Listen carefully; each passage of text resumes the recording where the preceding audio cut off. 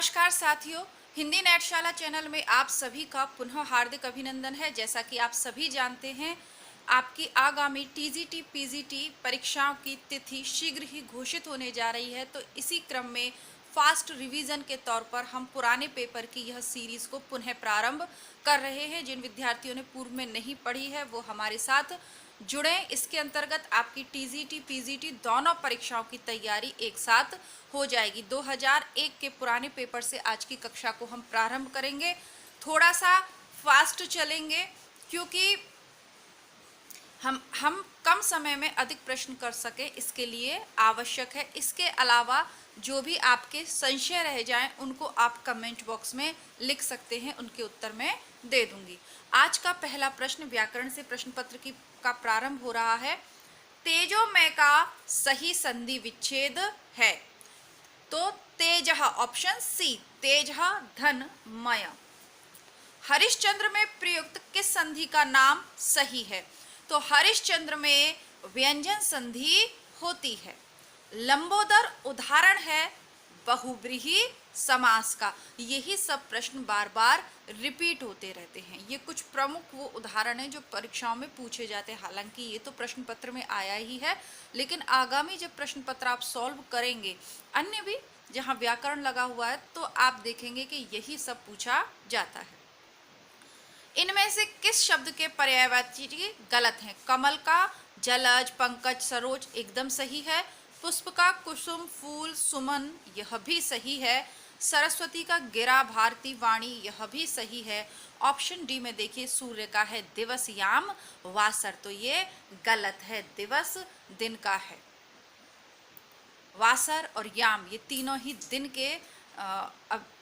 के पर्यायवाची हैं। यामा रात्रि को बोलते हैं, तो ये याम दिन का है, तो ये सूर्य के नहीं है। सूर्य के होते हैं दिनकर, भास्कर, आदित्य इत्यादि। अपव्यय शब्द का विलोम है मितव्यय। यहाँ व्याख्या की आवश्यकता नहीं है, डायरेक्ट बता रही हूँ। जहाँ व्याख्या की आवश्यकता होगी चारों ऑप्शन पे विचार करेंगे। चैन की बंसी बजाना का अर्थ है मौज करना। चैन की बंशी बजाना अर्थात मौज करना। रघुवंशम किसकी रचना है? कालिदास की। रमा शब्द के रूप की सप्तमी विभक्ति के बहुवचन में होगा रमासु।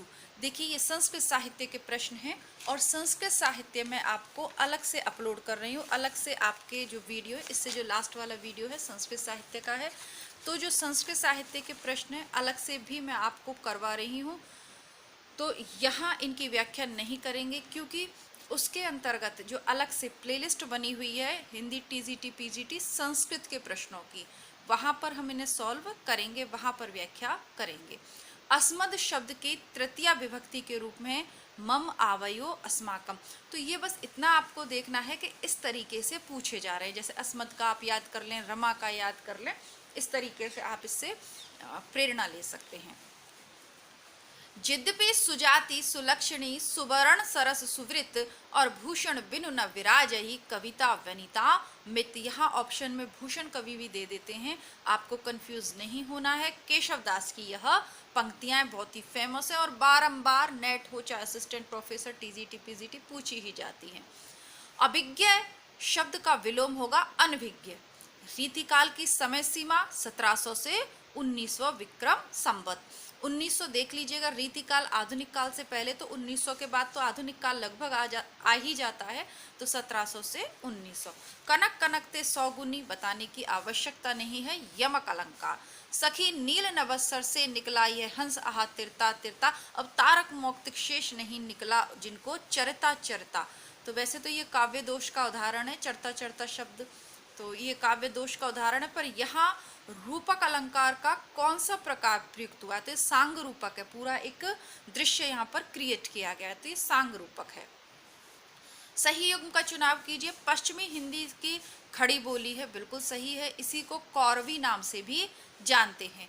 बिहारी हिंदी मारवाड़ी की है, गलत। पूर्वी हिंदी की तो है ही नहीं, पूर्वी हिंदी की है बघेली, बघेली अवधी और छत्तीसगढ़ी। पहाड़ी हिंदी की गढ़वा। तो मतलब कुल मिला के आपका ऑप्शन ए सही है। बिहारी हिंदी का रूप कौन सा नहीं है? भोजपुरी, मगही, अवधी और मैथिली। तो अवधी नहीं है। आप कुछ याद करें या न करें, लेकिन पूर्वी हिंदी के 3 रूप आपको याद होने चाहिए। अवधी, बघेली, छत्तीसगढ़ी। मैंने आपको ट्रिक भी बताई थी। 36 बाघिनें पूर्वी अवध में विहार कर रही हैं। 36 बाघिनें पूर्वी अवध में घूम रही हैं, या 36 बाघिनें पूर्वी अवध में रहती हैं। ये ट्रिक है, इसके आधार पर आप बहुत सारे प्रश्नों को कर पाएंगे। जैसे अवधि आते ही इसका उत्तर आपको पता चल गया कि ये गलत है। बघेली इसमें आ गया तो आपको मालूम चल जाएगा ये पूर्वी हिंदी का है, तो गलत है। श ध्वनि का उच्चारण स्थान है तालव्य। सही युग्म का चयन कीजिए। भगवत शरण उपाध्याय की विलायत यात्रा है। देवेंद्र सत्यार्थी तूफानों के बीच। राम वृक्ष बैनीपुरी की हिमालय यात्रा है। और मोहन राकेश है आखिरी चट्टान तक। तो सही है, इसका उत्तर है, सही चयन है भगवत चरण उपाध्याय विलायत यात्रा।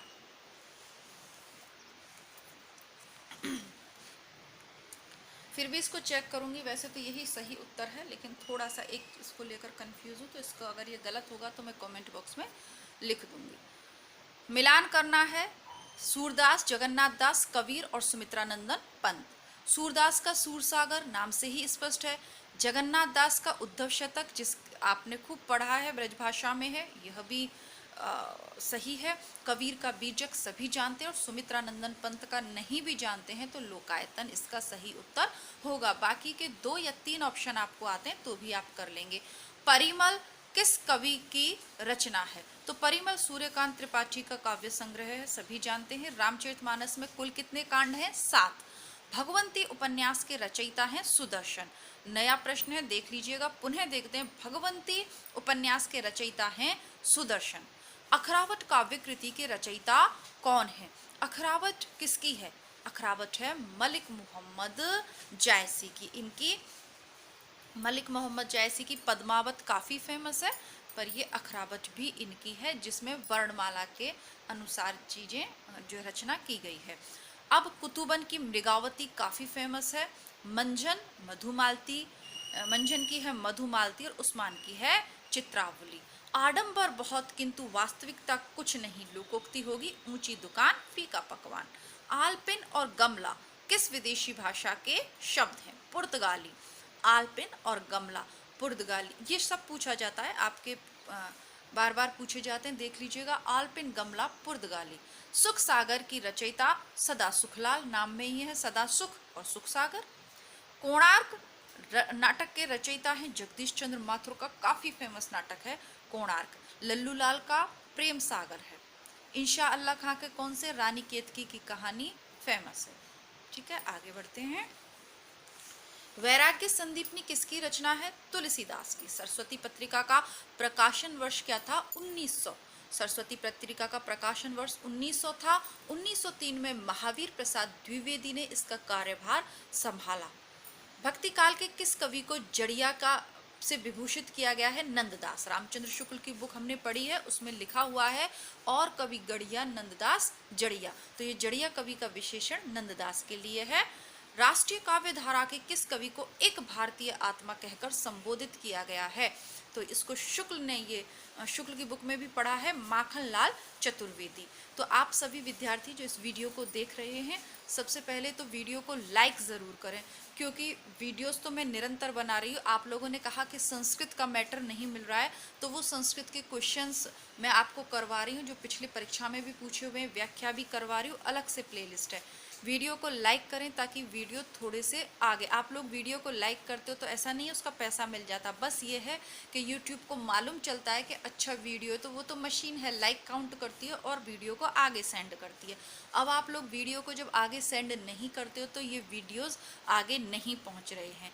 ऐसे समय में जब इतने बड़े बड़े कोचिंग सेंटर और इतने हिंदी के महारथी धुरंधर लोग यूट्यूब के मैदान में उतर चुके हैं, ऐसे में इस तरीके से हमारा ये छोटू सा प्यारा सा आपका परिवार है, ये छोटा सा चैनल है, इसको आगे बढ़ाने में केवल आप लोग सहायता कर सकते हो। तो आप लोग देखते तो हो लेकिन लाइक नहीं करते, और इसी वजह से ये छोटा सा चैनल छोटा सा ही रह जाता है। तो कृपया करके अब तक देख रहे हो, इस कुछ लाभ अगर मिल रहा है तो लाइक कर दीजिए आप इस वीडियो को। आप कहोगे कि कैसे लाइक मांगते हैं। एक्चुअली यूट्यूब चैनल जब आप स्वयं बनाते हो ना, तो अगर उससे पैसा नहीं मिल रहा तो वो तो है ही कि नहीं पैसा कमा पा रहे, वो तो एक अलग समस्या है। लेकिन लाइक तो करो ताकि थोड़ा मोटिवेशन मिले कि अरे ठीक है हमें वीडियो बनाने हैं। खैर आगे बढ़ते हैं। शिव शंभू के चिट्ठे के लेखक हैं बाल मुकुंद गुप्त। ये निबंध भी उपलब्ध है इसी चैनल पर। उदित उदयगिरि मंच पर रघुवर बाल पतंग और विकसे संत सरोज सब हर से लोचन भ्रंग। रूपक अलंकार है, ये तुलसीदास की रामचरित के बाल कांड से है। रूपक अलंकार। विस्मय या आश्चर्य किस रस का स्थायी भाव है? अद्भुत रस का। मालती माधव के रचनाकार हैं भवभूति। भवभूति के उत्तर रामचरित मालती माधव काफी फेमस रहे हैं, तो मालती माधव के रचनाकार हैं भवभूति। जो तुम्हार अनुशासन पावो कंदुक इव ब्रह्मांड उठावो कांचो घटडारो फेरी और राको मेरु मुलक जिमी तोड़ी। अद्भुत। ये किसका है? रौद्र रस का है। कंदुक इव ब्रह्मांड, गेंद के समान इस ब्रह्मांड को उठा लूंगा, तो रौद्र रस का यह उदाहरण है। वर्णमाला किसे कहेंगे? तो वर्णों के व्यवस्थित समूह को वर्णमाला कहते हैं। शुद्ध वर्तनी का चयन करना है तो ऑप्शन डी कवयित्री इत्यादि का सही संधि विच्छेद है। इति धन आदि ऑप्शन डी।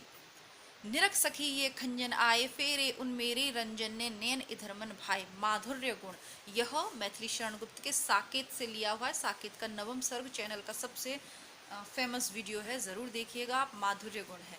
जयशंकर प्रसाद की कामायनी की भाषा क्या है? खड़ी बोली। कामायनी के भी कुछ सर्ग उपलब्ध हैं, वह भी देख सकते हैं। समय के आरोही क्रम में कौन सी रचना पहले आई? अंधेरी नगरी, त्यागपत्र, आत्मनेपद या तुम चंदन हम पानी। तो सबसे पहले भारतेंदु आएंगे, तो भारतेंदु की अंधेर नगरी आएगी, चैनल पे उपलब्ध है। त्यागपत्र भी उपलब्ध है।